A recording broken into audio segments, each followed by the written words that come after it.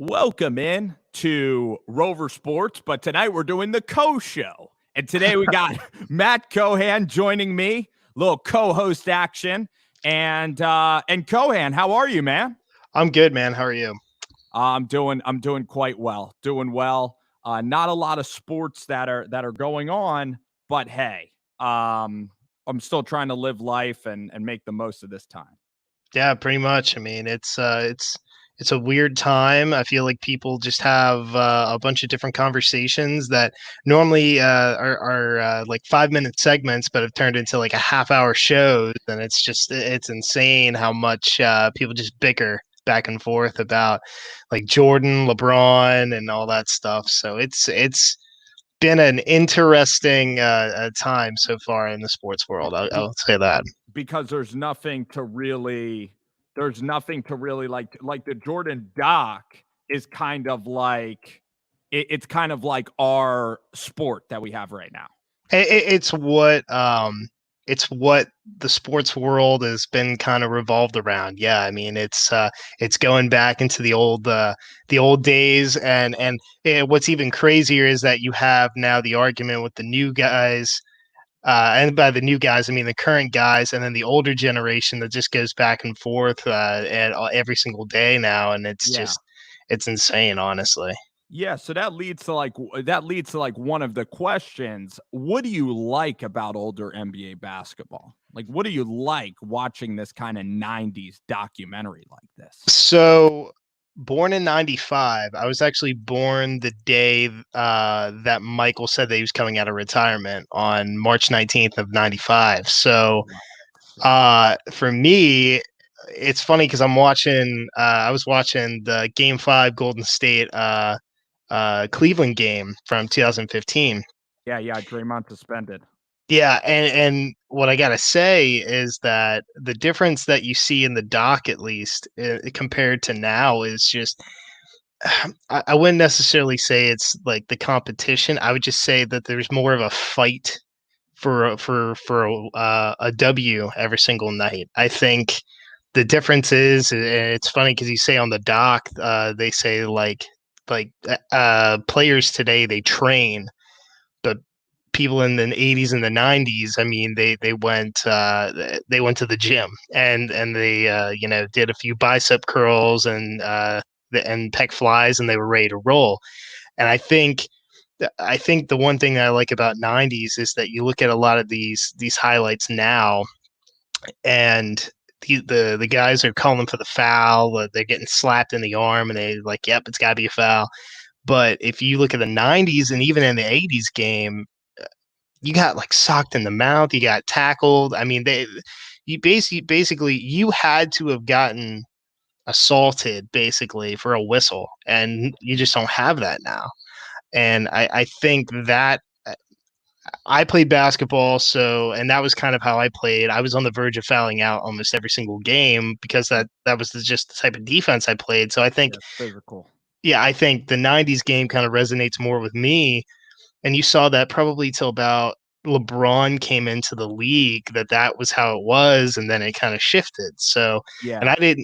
the first actual team that I probably started watching was because I didn't my dad didn't really watch NBA when I was growing up, other than Jordan, but it was probably the Pistons, and In 2004. yeah, and Okay. and they still had that mentality, and but other than that, though, once LeBron came into the league, it just changed. At least in my opinion. It was So, Big Ben, it was Richard Hamilton, yep, Billups, and Rasheed, and they'd beat the crap out of you yep, every night. Same with the Grizzlies, kind of bully ball, the Spurs a little bit. I think it kind of shifted with James Harden, the no hand checking. Now yeah, you see guys like Devin Booker that are really efficient. Like Trey Young, if he was around in the 90s, I think he would have to just put on a ton more weight and he would just get murdered, playing 90s basketball. And the thing is about playoff games, Matt, is just like I feel like the refs control the game now more. There's so many more foul calls, and for LeBron James, most of his points are coming at the foul line. And yes, he's beating people off the dribble, he's getting fouled, but it's mostly just like a free throw shooting contest now. And I loved how in the 90s there was just a ton more 2-point shots. Like the mid-range game was just it was just so much mid-range, and now it's like all threes. Do you like now how teams are shooting like all threes with these analytics? Like, do you like watching that style, or do you like watching kind of mid-range games and like kind of fadeaways and like Kobe shots? So, I guess what I'd say is like watching what Curry does and Klay Thompson, what they do at the 3-point line is something that like we've seen a few other like players maybe sort of get to that level, but not quite to where Curry and Klay are at. I mean, you had Ray Allen who basically it was like a pistol, like you just give it Yeah. to him and it was in, and then Reggie before him. Yep. But Peja. these guys, yeah, exactly. But these guys, though, I mean, the fact that like Curry can like dribble it all around, and like not even look at the basket and throw it up and it goes in. I mean, it's I enjoy that, but just watching what like watching Michael highlights and watching Kobe highlights and just like seeing like just what they were able to do at the mid range. I mean, or a perfect example, probably somebody who utilizes the mid range pull up jumper is like Russ. I mean, Westbrook Mhm. has one of the most deadly pull up jumpers, but it's something you don't see anymore, and it's why it's difficult to because everybody thinks he's going to pull up from three or he's going to drive Well, to the basket. at times he Yeah, did yeah, look yeah. red hot But at that's the high thing. school. They think he's gonna drive straight to the basket. But the fact that he can just stop on the dime and pull up from mid, I mean, it's a deadly shot, and that's why I think. I mean, one of the biggest questions I've heard in the last 2 weeks was like, if Michael played now, would he adapt? Would he still dominate? And well, first off, the first thing is that it's Michael Jordan, so he would see Curry and them hitting all threes. He'd come back the next season, and he'd be a top 3-point shooter. That's just his mentality. Yeah. But the fact that he can still hit, I think it's 50. I think it was 49% his career like field goal percentage. The fact that he's 50-50, it's going to go in. I mean, how do you beat those odds? If you're able to put up 33 points a night, doesn't matter how you do it as And long then as you guess do it. what? He's gonna be getting more foul calls now. He's Yep. gonna have more freedom of motion. He's gonna be Yep. able to finish at the rim pretty much like in an uncontested manner. I think like if Kawhi was really healthy, he would maybe be like Michael today. Michael would score maybe like Kevin Durant scores because it's not like Durant is just always pulling up from three Yeah. point land. I think Michael would even be like maybe even more efficient, but I just don't like the foul calls like in the NBA today. And don't get me wrong, the games in the 90s, like I'm sure you're watching this doc and you're like, wow, 85 to like 78 was like a regular playoff game. And those So, games are brutally, they could be really ugly, like big three kind of basketball. mhm. Well, so the NBA has gone through many stages. I mean, you had the 60s and the 70s where you would literally like when like Dr. J and like Kareem, the Dream and all that, where Yeah. he would literally like the scores would be like 140 to like 120. And you're thinking in your head, they're like, how's that even possible? Like it's an all-star game every single game. But or like Yeah. Will, hitting 100, 100 points a game, that will never happen again. And it's just because that was just the way the style was. And the craziest thing about it is that you have to take in consider there was no 3-point line, so everything was 2-pointers. Then in the 80s, you had Showtime, and the game started speeding up. But then with Boston, that started getting more physical. But the Pistons, I think, were the ones who, without the Pistons, you would not have had the NBA as physical as it was in the 90s because they instituted a type of physicality to the game that you just didn't really see before. And I think that just kind of changed the way the game was, and it changed the way Michael played. you know what, So Matt? The thing I like about the 90s is like the Pistons were kind of like the Indiana Pacers, that would run up against the Heat every single year. And yeah. if the NBA wanted to rig it in any kind of way with the officiating, they would have pushed Michael into the finals because Michael Hmm. was the star. So I Yeah. really liked actually how the refs just didn't there was no like favoritism at all in the 90s. And Yeah. right now you watch games, and here's the thing. I'm not saying that they're rigging the series, but when a team's up 3-1 or when a team's up 3-0, they are going to give the home team the benefit of the doubt, so it's a longer series. Okay. Well, Last you, year when the Raptors were playing the Bucks in game 3, it was brutally officiated because the NBA didn't want sweeps, but I don't want the officials getting in the way of games. And they didn't with that Pistons team. yeah, I mean, what I'll say is that about like not pushing Michael through. It's like, well, don't tell Magic that, because all Magic thinks is like, well, if they're home, Michael will get every single call.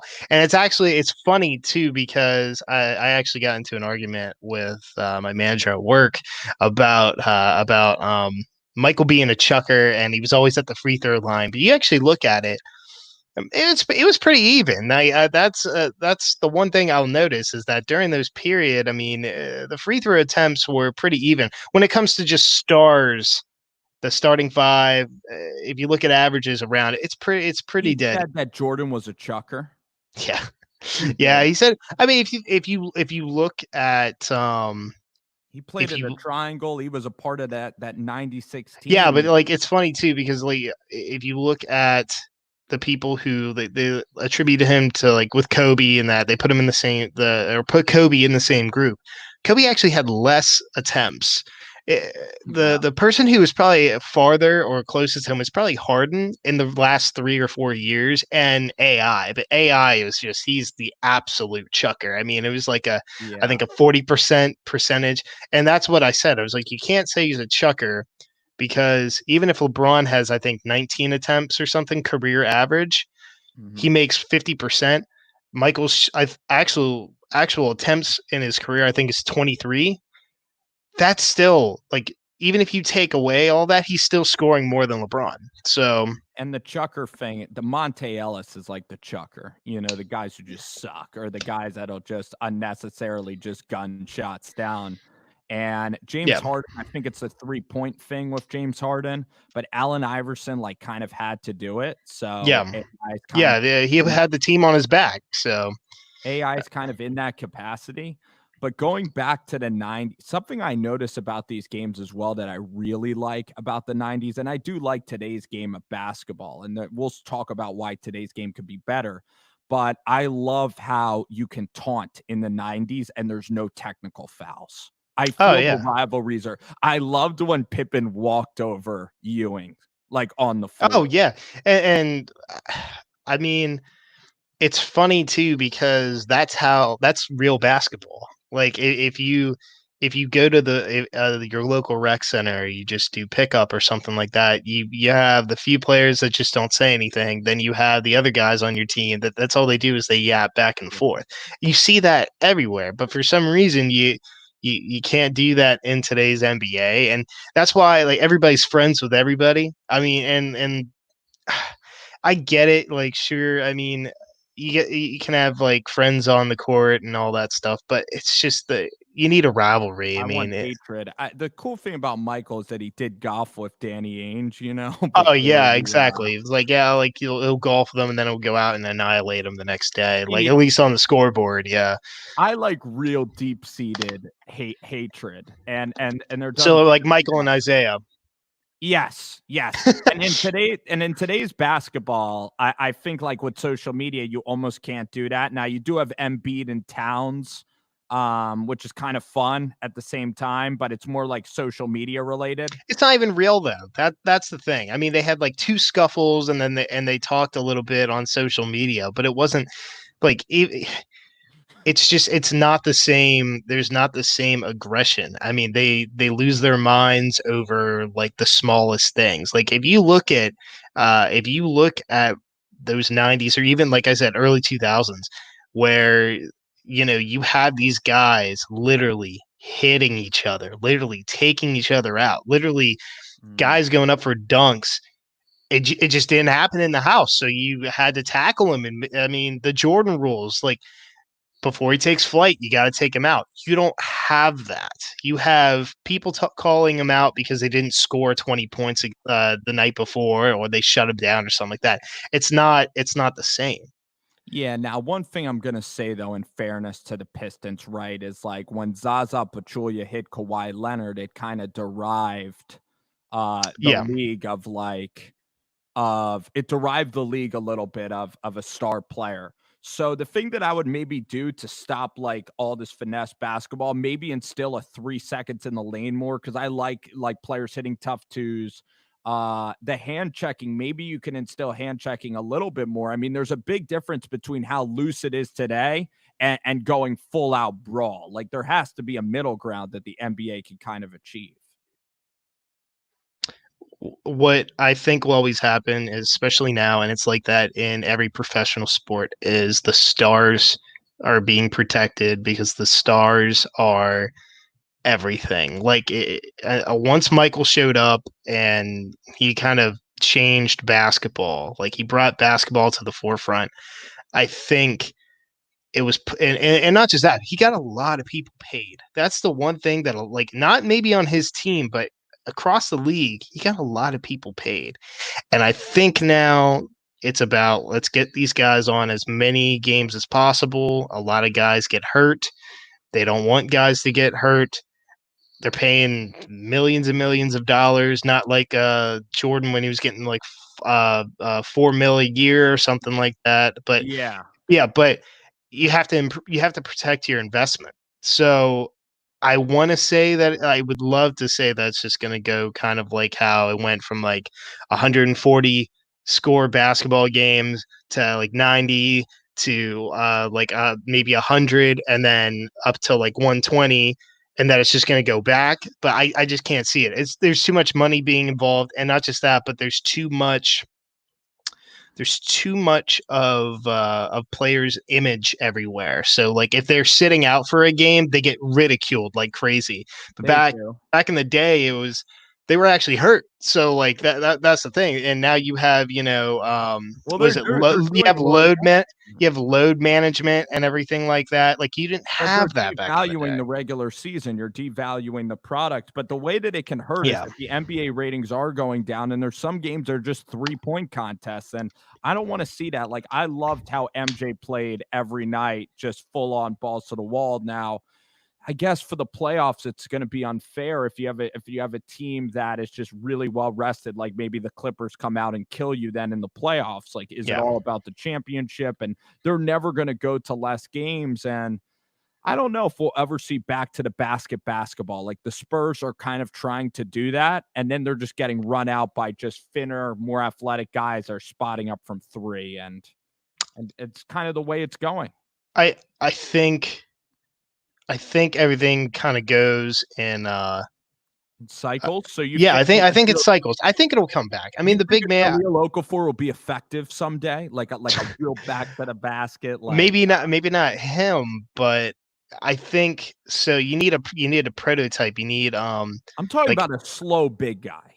okay. I mean, I think Katz, if he works on his 3 point shot and is able to do that, I mean, then let's just say this: if a big is able to stay huge, athletic, can hit outside shots, almost like kind of like Dirk, because before Dirk started really nailing things, he would go back to the basket. He'd have the turnaround jumper and everything like that. Yeah. Dirk is gonna like that type of player is going to come back. It is going to come back Well, I just think he because is back. I think that's like a yeah, Porzingis or like a Jokic, yeah. but a player like a Shaq would be fascinating to come back.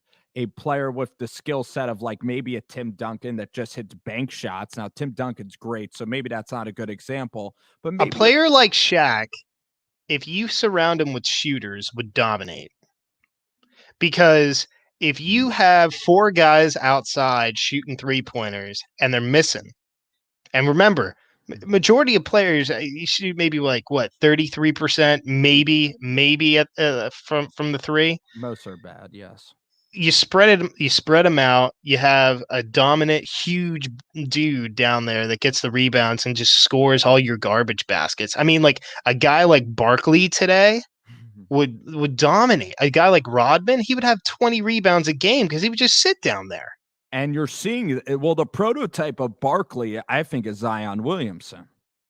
Yeah, I mean, I they think Zion is kind of that prototype. Now, the thing is about like an O'Neal, what coaches will say that will really be challenging for Shaq is then on defense, so you'll go small ball against them, and then you yeah. might sacrifice some threes if you have a stretch five out there. Yeah, and I think, Houston saw a little like God, PJ Tucker. Yeah, I mean, Houston kind of saw a little bit of success, but I think and Golden State, they pulled it out plenty of times, but the difference is that Golden State also has two of the greatest 3-point shooters of all time on the floor, and with KD, three. So Yeah. I think it kind of just depends on how the team's made up. I mean, if you Yeah, only have and one real knockdown shooter, or like Toronto wasn't able to do small ball.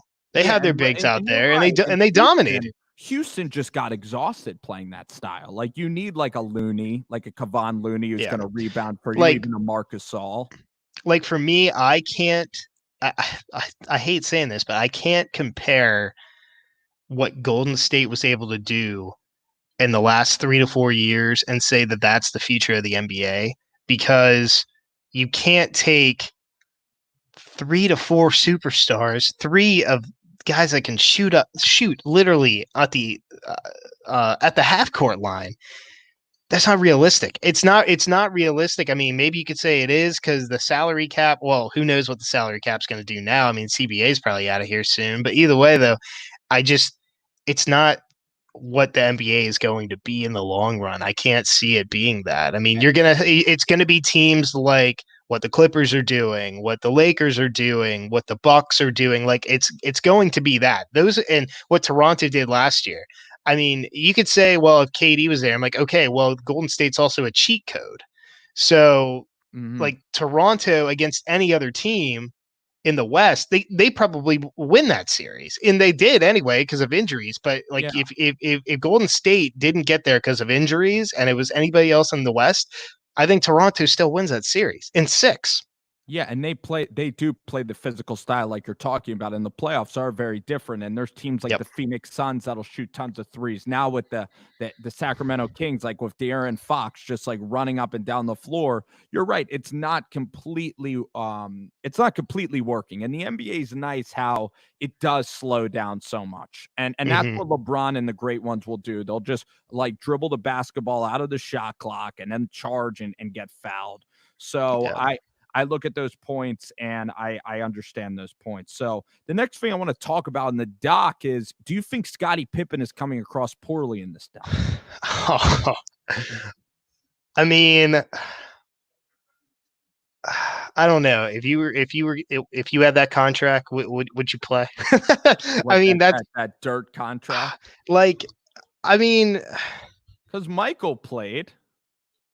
yeah, but Michael's also got all those endorsements. I mean, Scotty had a game system that he tried to do, and it failed miserably to the point that there was only like I think 100 that were made. So if yeah, he's looking bad. How about the And Kukoc shot? That's what I'm specifically getting. yeah, no. I mean, if you're a player, especially if you think that you are the number one, and one, you don't have the frame of mind to tell Phil, like, nah, like, draw something up for me. I got this. At the same time, though, like, Kukoc is a rookie, and he's already hit a lot of game winners that season. I think it was like 5 or 6. Yeah. And you need a shot. I mean, I don't know. I just, I, as a former player, I don't think I would have ever have been like, nah, don't put me out there. Like Scotty that's Scotty need because Scotty was always the content teammate, and yeah. he needed to still be out there as a decoy and cheer on his teammates. I mean, that was just ridiculous. Well, I mean, granted, there was I think like 3 or 5 seconds left, and they were going to have Scotty inbound the ball. So I don't know necessarily if I would. I mean, he is one of their better passers, so I can understand that. And that type of pass that they were trying to make, I mean, it was a little sloppy, but I don't know. I mean, he's looking bad, and it's rightfully so. Yeah, I But can understand it. The thing is with Michael is Michael wanted to win so much. So with Scotty, it just he just that last season, he was more about the money for that 1 year. That's yeah, just how it was yeah. about Scotty. And Jerry Krause, I mean, I gotta give Krause credit for at least building this team the way he did. Kraus deserves all the credit when it comes to building the team. And it's funny because there was some moves that even Michael like complained about, but he even said in hindsight he was right. It's the ending. That's that's more so, and I do feel bad because with him being gone for the last like 2 or 3 years, not being able to really defend himself. I mean, all we can possibly say is, Mhm. and it doesn't really seem like many people are defending him, and they're not giving him enough credit for actually building the team, because without Kraus, I don't think you have this. But You might I still, but you because you I did have Michael. he had Michael, but you didn't win anything until you got Pippen. Yeah, but And Michael wasn't even as good as I mean, he got a lot stronger in those years. yeah, but what I'm saying is I don't know necessarily if you didn't have Pippen and the team around him, if necessarily you would have been able to do it. You So wouldn't like, have been able to win 6. and I think Kraus approached the NBA incorrectly. I think organizations in the NBA don't win. They don't win championships. It's the 10 guys that you have out there that do it, and the coach. But really, Yeah. it's more so the 10 guys. It's not baseball. Baseball, it's the organization, because that's everything from single A, triple A, to Being yeah, stacked. exactly. But It's more money too. the Some teams NBA, can cheat it, but like the Braves have a good system, like you mhm, talked about. But yeah, the good news about Kraus is he wasn't like Sam Presti. Like I really think Presti, like that Harden trade, he could have even traded Russ, actually. That would have even been the best thing for the Thunder, but he screwed that up. yeah. And some people, especially today, it's even harder because of social media. Everybody talks like with the Sixers, like keeping the team together. But for Kraus to keep the team together, and then Phil deserves the credit too of Phil Mhm. Jackson just keeping all those egos together. And once again, that's another thing. Like Michael didn't want to be coached by Phil. He wanted to stay with Dougie, and what ended up happening, it was the best thing that ever happened to him.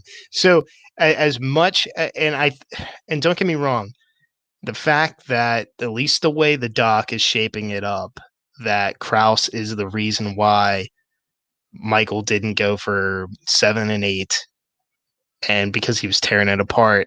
I can understand. I would probably feel the exact same way, but man, did he set those guys up for success.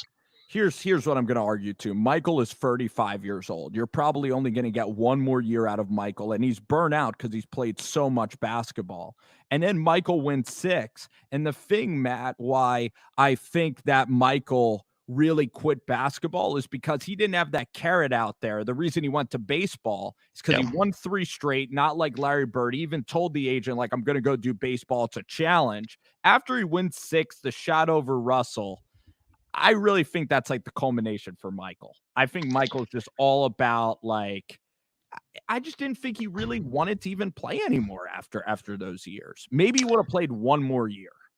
I think maybe one or two. I think he would probably get it till the turn of the century, and then I think he would have been out. And I think Yeah. he was 35. But he wasn't playing like he was like 40 and he had like dust in his knees. He was still putting out there. So, and he still, remember that beginning of the year, he carried them and kept them in contention. So, but I just think that with him, I think the baseball thing, a lot of it was a challenge. A lot of it was a him being burnt out, and especially looking at um just what this doc has really shown is how different Michael's life. I mean, don't get me wrong. These kids now with social media, it's constant, but it's also you can turn your phone off. Like with Michael, he couldn't leave the room, and like he couldn't go anywhere. So like just that. I mean, it's just I would be burnt out. And considering it was something so different, these guys now that like they know about social media, they know what they're getting into. They're putting their highlight films and tapes on there looking for likes. Back then, I mean, Michael just wanted to play ball. And he got all this other stuff attached to it. And I think, yeah, I think he was definitely burnt out. I think he needed to grieve for his dad. I think that was really. I think if it was anything, it was probably like 70% grieving, doing something different, and then the rest of it was being burnt out. I think. The dad, and I don't know. I mean, because Michael, though, the media at first, the media was cool to Michael. And then it's so funny. He had Rashad as his own little like guy, like he would drive with Ahmad It's Rashad. so crazy because he just like Ahmad Rashad is still like pretty young and he just disappeared. Like I remember being young and like he was on everything and then he just disappeared. Like he could have kept going and everybody would have known who he is. You But didn't watch the pod I did with my friend the other day, but our whole discussion was about how Ahmad Rashad, his whole career is about Michael. And then yeah, when Michael he's just a left, he got homie. fired. He's just a homie. That's literally it. He's just But I chilling. think he's talented. That's the thing I don't understand is like Brian Windhorst Oh and yeah. all these other guys are out there, like people that are not even that good at media. Yeah. But Michael would travel with Ahmad Rashad in the car to the game, and then he'd get his own personal interview. Yeah. It was hilarious too. Here's a question for you that I've talked about with other people. Do you think James Jordan would be out to be made a villain because of how much he was in Michael's life? Like, do you think it would be considered helicopter dad, like him doing the media? Do you think it would get criticized by today's constant stream of media? If anything, I think things now. I think honestly, I think the way Michael was treated would probably be worse. I don't think it would be that bad because the difference is that he's not like LeVar Ball. Like he wasn't that. Like he answered a few questions once in a while, but everything else it was like that's my son, that's his accomplishments. I'm just here to support him. That was it. I I think though the way people tweet and the way people talk that if he would have been like murdered and like now Michael would never be able to have a Twitter account. He would never be able to have a social media account because that's all you'd have is people is constantly saying that it was that it had something to do with him and all that stuff, and it would just be a mess. It'd be an absolute mess, and it's completely unfair because there is zero evidence to back up any of those claims, and yet Yeah. you still had media members just trying to. Nowadays would be trying to get the clicks, the clickbait, and like it's just these people are human, and that's what I think a lot of us forget. So Yeah. Here's the thing with James is so I don't think that David Stern would suspend Michael from basketball. Did you ever believe in that conspiracy no, from the gambling? no, he's too much of a draw. Are you out of your mind? Are you like you understand the amount of first off, do you understand that if Michael in nowadays would decide to take 5 games off for load management, that it would be like, how could you do this to the fans? They're paying for these tickets and everything like that. He's No, not it's too even much money. gambling on his own games. I Yeah, don't even see what the exactly, big deal was. exactly, and that's why that there is no way that that could be true because I guarantee you, if you add up those 41 games or 41 away games or whatever it is, I don't even know. But if you would put those up there, would add up all the revenue that owners would be losing out on just on the Bulls coming to town. There Yeah, is no way that David Stern would have done that. they filled up the damn Georgia Dome. Did Exactly. you Like, see those people that were yep, in the Raptors that yep, were like watching it? yep. It Like, was like what 62,000. Hey, almost never there happened. is no way that that would ever happen. That'd Like be like saying everything. like LeBron, you can't play for a year.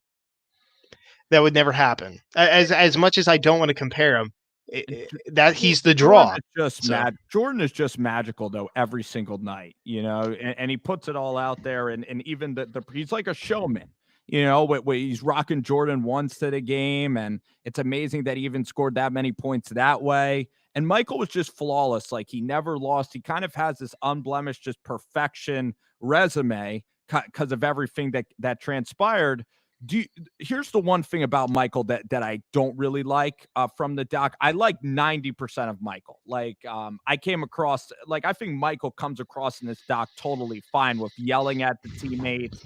The Kerr thing is just emotions boiling over. Yeah. Like Scott Burrell, I as a teammate, I would rather the star take interest in me than completely ignore me. And that's what happens a lot in the NBA now is that if you're a role player, you'll just get ignored for the superstars. There's that disconnect. But Yeah. Michael cared so much about Burrell. The one thing is that I don't know if you knew this, but Charles went on TNT, Charles Barkley, and he insulted Michael for the Hornets, which is totally understandable. He hasn't Oh done a yeah. great Yep. job with Yep. ownership. Michael is too thin. This might have made Michael great, is Yep. how thin-skinned he is, but he still won't talk to Charles. It would be great if Michael could just let that go a little bit with guys like Charles that are his boys. You know what I mean? Like, I just think he might be too thin-skinned in that way. I think they just need to talk it out. I'll be honest. I mean, it's one of those like, my bad. Like, I shouldn't have went there, but like, I just said it how it was, and I think if they talk it out, it would probably be fine. But I, yeah, that's dumb. It's real dumb because like, it almost sounds like all he said was that they were like kiss asses, and that's really not. It's not really much to like lose your mind about, but it was also like the intent of what he was saying. Like you hire these yes men, like that's why like your organization's bad, and Yeah. and I think you also remember like that would be like saying like Air Jordan sucks, like your shoes suck, like everything that you're building sucks, and that's what he was trying to do. So I can understand the frustration, but at the end of the day, you just got to talk it out. Come on. It's Charles. It's Yeah, I mean, It would be and like so great Charles if they says were back. stupid stuff all the time. I mean, he Does. also says a lot of smart things He does. I in love a very interesting way. But I I do think, love Barkley. I think he's one of the best. yeah, absolutely. I think they talk it out. They will eventually. It'll happen. So, but Yeah. Yeah. I'm going to shift gears here again. This is Cohan. This is the Show. I'd love to, continue doing this, Matt. It's really fun talking to you. You have great insight and ideas. Let's talk about current sports right now. We got the NBA, college football, and this coronavirus going on. So what are your predictions? Do you think that the NBA and college football, do you think that these sports are going to go? And what would you do if you were these sports? What do you think should happen? well, the NBA is pretty. It, it's so difficult because it depends on how you're looking at it. If you're looking at it as a fan, you want it just because you want to watch something. Like you want to root for your team. Yeah. If you're a player, you want some cash. You want to get that money. If you're an owner, same thing. You don't want to lose money. You also have to think about the workers. There's like hundred thousands, tens of thousands of people who work in these organizations. Even if they are part time, they need to get paid. Mm-hmm. And even if you go back to just fans, you're still going to take out those workers because nobody's working concessions, nobody's working at the ticket office or anything like that. Right. So I think you almost have to just scrap it. You mean As not do the season? Yeah, I think you need to scrap it unless in the next month or so you get some sort of info. You're going on The mid players, June. though, are not going to get paid. The owners are I just going to know. keep the money from the players. Yeah. Well, yeah, I know, and that's what they signed up for the CBA, so that's how it is. But I think one, you have different states doing different things in different times. There, unless you literally have one big training camp for a month. I think they said it was like they need 4 weeks to kind of get back into shape and just get it going. Unless you just cut it off right now and you're like, we're just going to do the playoffs. This is how it's going to be.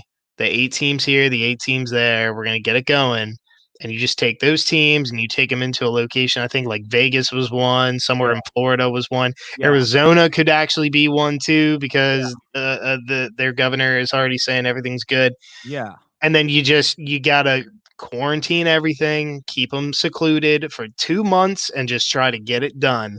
But if you don't have a decision by July, you have to be thinking towards scrapping it. Because by the time like if you don't have an answer by July, then you're looking at least August to start things, and then you're going to be bumping up into the NFL, and then it's just a And then the mess. next season.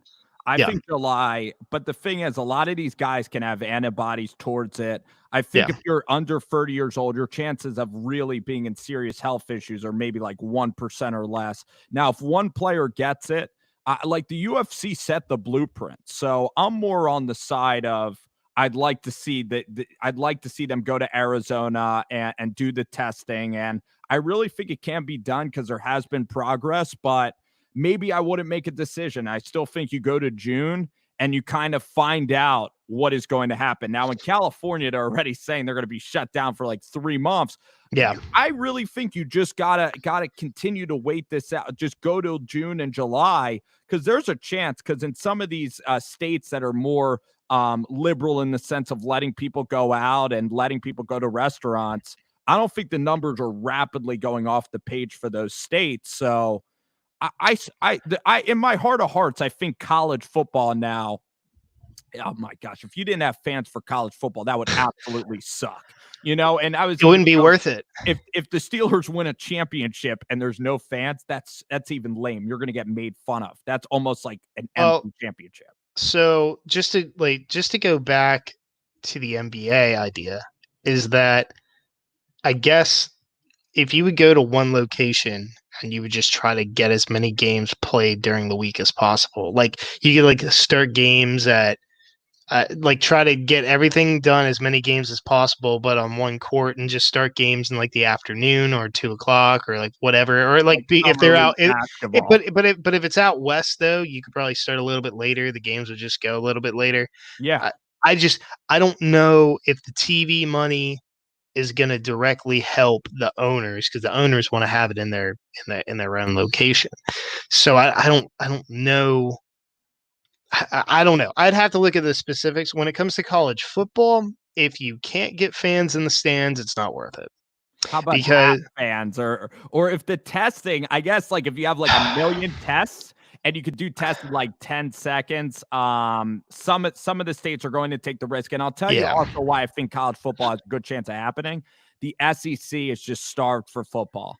And in the South, a lot of these states like Georgia and Alabama, it'll be fascinating if some states are playing football. And that might happen. You might have like the Pac-12 not in the SEC playing football. Well, so there was a report that came out like at midnight today, and it was about how the Cal State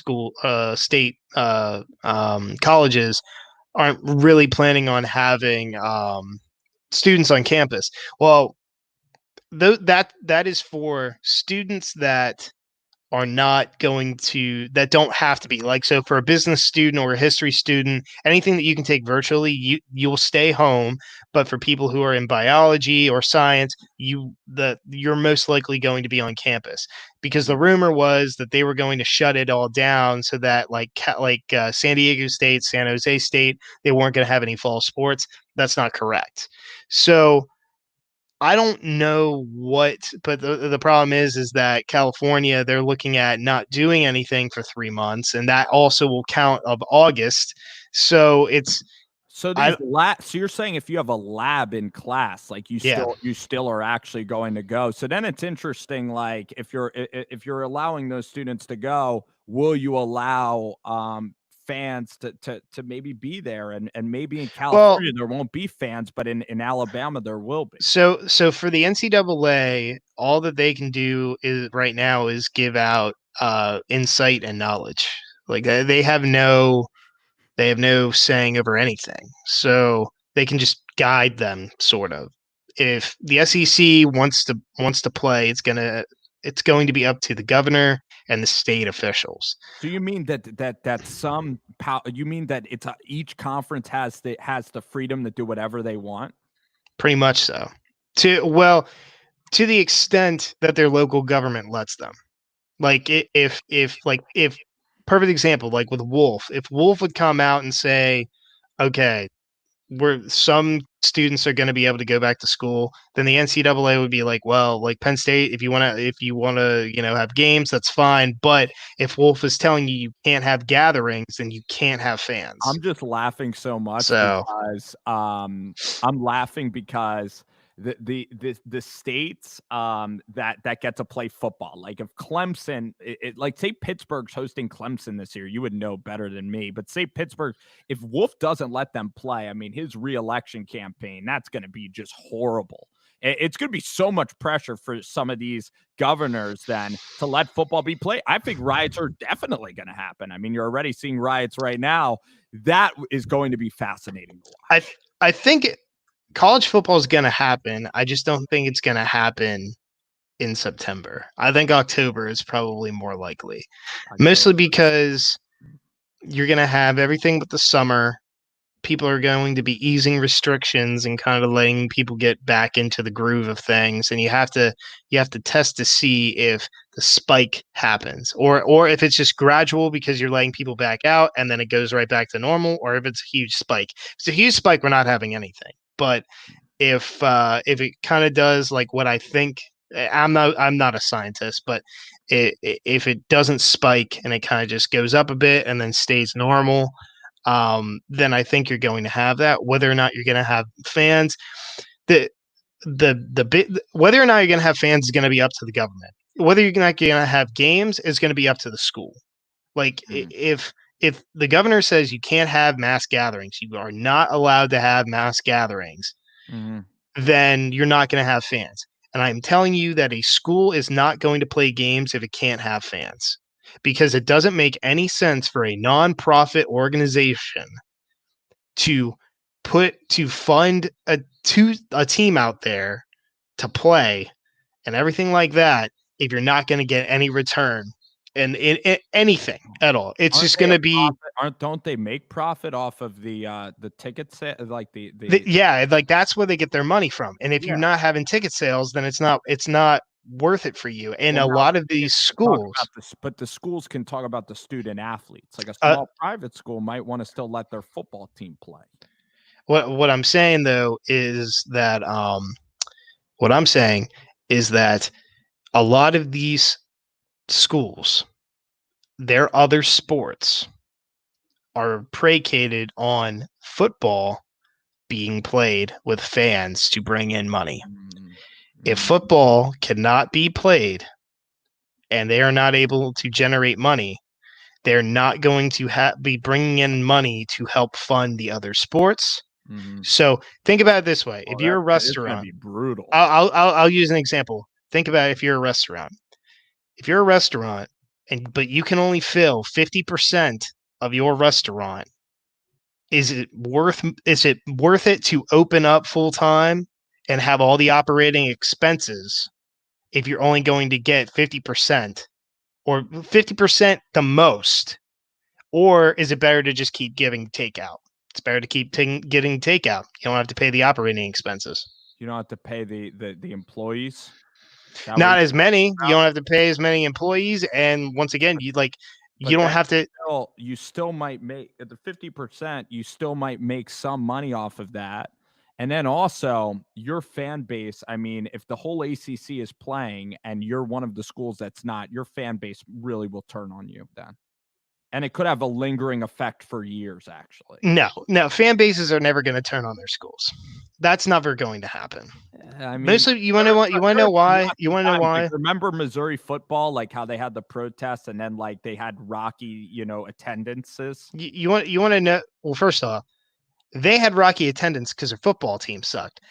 Like you have to understand. All right, college sports is the most tribal thing that we have. It's the closest that we get to being like primates back in the day. Like it doesn't matter what happens. Think about it this way. All right. I'll give you an example. And I don't like to do this because I'm a pit guy and it's going to sound biased and all that crap. But think about it this way. All that stuff with Sandusky was happening up in Penn State. One of the most disgusting things you could ever think of. You still had plenty of people who should have been embarrassed by their university saying, we are. Baylor their whole football team was like allegedly basically raping women. Yeah. Still, it was all about the Bears. Yeah. Yeah. It doesn't matter. I It kind of is. It doesn't matter what people do. They're going to professionals different I because a do lot of people. understand that argument. I do. Yeah, like And then but professionals, it's different because professionals are getting paid. They're getting actually paid on contract to represent their team. So when they do something stupid, people hash out at them. Colleges, they look at them as students, they're even kids. though they really aren't really students. So that's why people are like, we love those kids. Here's the So thing it's about the kids. Here's the thing too about Sandusky is it even made you love Hackenberg. It made you love Bill O'Brien even more. Like if you're a Penn State fan, because these kids are coming in and kind of trying to rescue like the name. But you're right. well, not if you're a Penn State fan, because all they did was freak out on them because O'Brien put the names on the back of their jerseys because they stayed, and yet they still lost their mind on it. Okay, all right, that makes sense. Whatever, we'll leave it at that. Yeah, we'll leave it at that. How about but you're right with football and what a football team. I think a lot of people like the players now, and then some guys are getting paid, and you grow up in a fantasy world. But college is so different. Your parents Yeah, might have gone to the school, and it will be fascinating. But for an athletic director, that's definitely going to factor into his employee to how he's employed. yeah. No, I mean, I at the same ADs are time gonna though, be on the block if they don't allow football. the same time though, they also have their hands tied because if a school, because remember, I'll give you an example, like a school, an AD's job isn't to determine whether or not students are able to go back to school. And if students aren't even allowed to be on campus, they're not going to let athletes on campus. It makes You their can't job you a lot and easier. because you also have to remember these are still kids. These are like 18, 19, 20, 21-year olds that are going out there that aren't getting paid money. Like if they're getting paid under the table, but Right. they're not contractually getting money. You can't put them into health risk because if a kid goes and plays because he's under scholarship and he might lose his scholarship if he doesn't show up and he would get sick and die or get sick and get someone else sick in their family and they die, you're thinking about so many lawsuits right now that it won't matter if you have football because you're gonna be paying everybody off. That's the Yeah. one thing that you have to think about. You And sure, you could be, and I guarantee you right now, the NCAA has lawyers looking into this and trying to make changes to everything so that that it's doesn't so much happen. it really is tough because it would almost be better by conference because Yes. if the ACC has 12 teams and 10 of them are playing football, and then your school is one that takes safety precaution, and then it ends up that the virus is not potent, they're never going to forget that. I think that people are more understanding if you err on the side actually of aggression in this case, and then it turns out that COVID spreads, and then everybody shuts down. You know what I mean? Like the Yeah. schools that let the kids play, I don't think they'll take really any public backlash. You might see some backlash, but I don't think you're going to get the same backlash. You'll get backlash for the only way that you can get backlash is kind of like why the NBA or the NFL could get backlash, and that would be if for some reason testing was still scarce and these guys were just getting tested just to go play sports when they really just should be inside chilling or washing their hands and not being gathering. Yeah, That's the PR you can get. Or if like half the team gets sick, that's the PR you'd get. But if you were able to play and wouldn't have any incidents or anything like that, then you're not going to face anything. So the only thing that you might face is PR backlash if they're telling you not to do it and you go and you do it anyway. And personally, I think how it should be this year is you just play people in your conference. I mean, just do conference games like mostly because if you can make that determination as a conference, like right now, Alabama's probably going to go play TCU instead of USC in Jerry World. Yeah. Play your conference, because if all of you guys decide to back out of your out of conference games or anything like that, you're able to fill those slots in. You can just play your teams. You all can make money, and then you can get out of this year. And that even makes more sense. And even if the Yeah, NFL has a limited, if they have limited fans, or even NBA, it's almost like a tournament in itself. It's yeah. so hard to look at it as like actual real sports. And trust me, if we get conference play as a fan, I'll still be jacked up to have 10 conference games and the Yeah, I rivalry. mean, think about like the So much Big better Ten. than nothing. Think about the Big Ten. Like, you would have everybody play each other, and then add two more games, at least 2 or 3 more games, because they have like a 9 game conference schedule. And then like for the ACC, like with me being a Pitt fan, you get to play everybody in the Coastal. You get to play Florida State, but then you get to go play 3 more Atlantic. You see where you stand. You get all your rivalries, and Yeah, I mean, and it would work. It would be interesting. I mean, the SEC would be fun. I mean, guess what? The BCS was almost like that back yeah, in the day, and then you know, like maybe just you have 2 teams at the end of it all. Maybe you even just do a do championship. that, and you Guess what? You know, do a championship game, and the freaking bowl games, some of them are, meaningless anyway. I think what you want, like, if for some reason they would do that, what would probably happen is you'd still have the playoff, and then bowl games would not. For some, they would probably find a way that there wasn't like tie-ins. Like, you wouldn't have like Ohio State go all the way out to California for the Rose Bowl. You would have them all play like in their surrounded locations. So like you'd have them up at like the Pinstripe, down at the military, and all that. Like, Mm. keep it kind of regional so that they're not going all over the place. Yeah, That's what I would think. But I, it's anybody's guess. You won't know anything until probably, I think, mid-July. I think they're looking, because they're saying that they're going to have to make a decision so they can get guys on for at least 6 weeks to 5 weeks to get them ready, and got to go from there. I mean, that's kind of the conversation right now. absolutely. Hey, Kohan, it was a blast. Yeah, absolutely, man. It was a lot of fun. A lot of cool things to talk about. That's for Lot sure. of talk, lot of serious talk. We did talk about the doc, and hopefully you'll come on again, and then we'll talk. We'll get into some real sports. We'll just assume all of it is going to happen. We'll talk Steelers, Pittsburgh, and college sports and everything. So Yeah, man. it'll be Absolutely. really good. It'll be really good, and thoroughly enjoyed the show tonight. Yeah. Awesome. Thank you.